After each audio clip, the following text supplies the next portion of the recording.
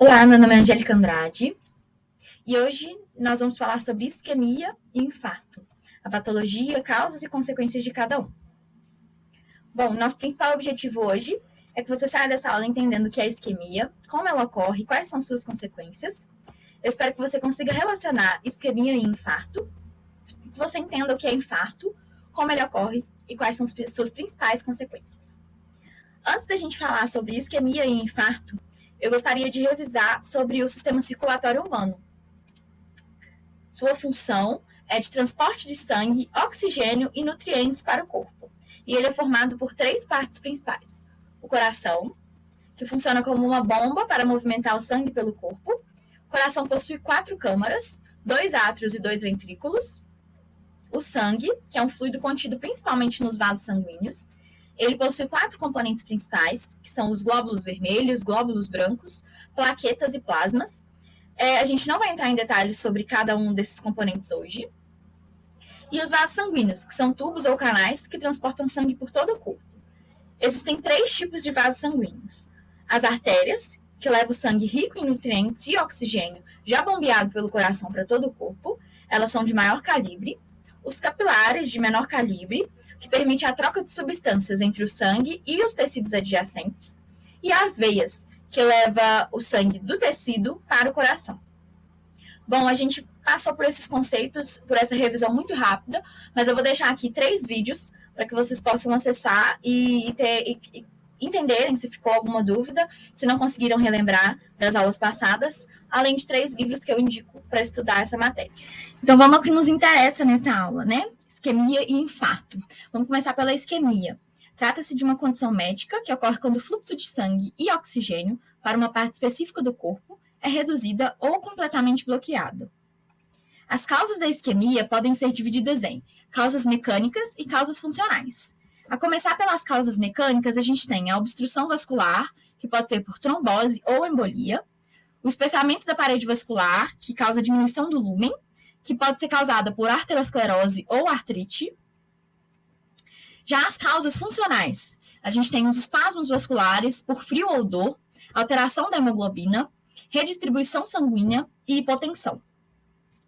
A evolução da isquemia depende de alguns fatores. Dentre elas, a velocidade em que a isquemia ocorre, o tipo de obstrução, se é uma obstrução parcial ou total, a vulnerabilidade do tecido e o suprimento sanguíneo e a eficiência da circulação colateral.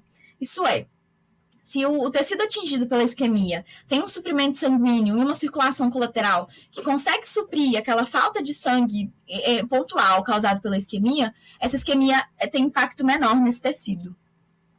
Sabendo disso, a gente entende que existem graus de isquemia.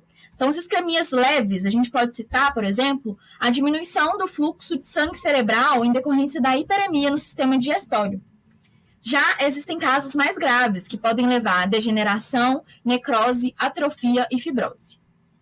Como exemplo, a atrofia cerebral, resultante de um AVC, e o infarto agudo do miocárdio. Bom, se a isquemia não for tratada, pode-se ter como consequência o rompimento e o entupimento dos vasos, diminuindo a quantidade de oxigênio no tecido e levando à hipóxia e morte celular. Sabendo disso, entendendo o conceito de isquemia, a gente parte para o conceito de infarto. O infarto nada mais é que uma área de necrose que se instala após uma isquemia. Como eu citei anteriormente, na revisão de sistema circulatório, o sangue é um responsável por levar oxigênio e nutrientes para todo o corpo. Então, vamos imaginar aqui que no indivíduo a gente teve a isquemia num determinado local. Quando se tem o sangue para de correr para aquele determinado tecido, não chega oxigênio nem nutriente. Com a falta de oxigênio, o tecido necrosa. E aí a gente tem o infarto. Bom, o infarto ele é dividido em 2. Primeiro, que a gente vai citar, é o infarto branco ou anêmico. É a área de necrose, de coagulação, causada devido a uma isquemia ou uma oclusão arterial. Então, através dessa oclusão arterial, leva-se a hipóxia e morte celular, principalmente em órgãos de circulação terminal. Então, como, por exemplo, rim, coração, cérebro e fígado. O infarto branco tem esse nome justamente porque para-se de chegar sangue nesse tecido, devido à isquemia, e aí esses tecidos ou órgãos ficam com aspecto branco, um aspecto anêmico. Por isso esse nome característico. Bom, o segundo infarto que vamos falar hoje é o infarto vermelho ou infarto hemorrágico, que é uma área de necrose edematosa e hemorrágica causada devido à obstrução arterial ou venosa. Então, essa obstrução causa hipóxia e morte celular em órgãos geralmente de tecido frouxo ou com circulação arterial dupla, é o exemplo do pulmão, ou com circulação colateral, que é o exemplo do intestino. Mas acomete também os ovários e os testículos. E como é a microscopia do infarto? Geralmente, na maioria dos tecidos, o principal achado histológico do infarto é uma necrose coagulativa. Nesse local, há uma resposta inflamatória, geralmente na margem de onde ocorre o infarto, dentro de poucas horas depois da ocorrência dele. Esse infiltrado inflamatório se resolve em cerca de 2 ou 3 dias. Ele está totalmente resolvido. A partir dessa resposta inflamatória na margem do infarto, começa-se o processo de reparo, que também se inicia nas margens preservadas ali ao entorno do infarto. Esse reparo pode levar à regeneração, mas o que geralmente acontece é uma cicatrização. As consequências do infarto dependem da extensão da área cometida pelo infarto, pelo órgão atingido, se é um órgão mais vulnerável ou menos vulnerável, e é influenciado pela anatomia do suprimento vascular, se há a presença ou a ausência de um suprimento sanguíneo alternativo que possa irrigar aquele local logo depois do infarto. É influenciado pelo tempo de desenvolvimento da oclusão, velocidade da oclusão.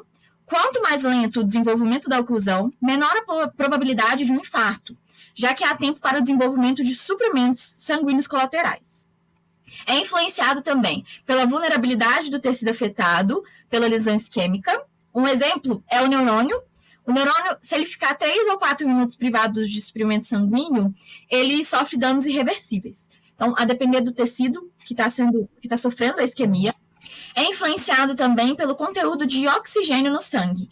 O conteúdo de O2 no sangue é muito baixo, aumenta a probabilidade e a extensão do infarto.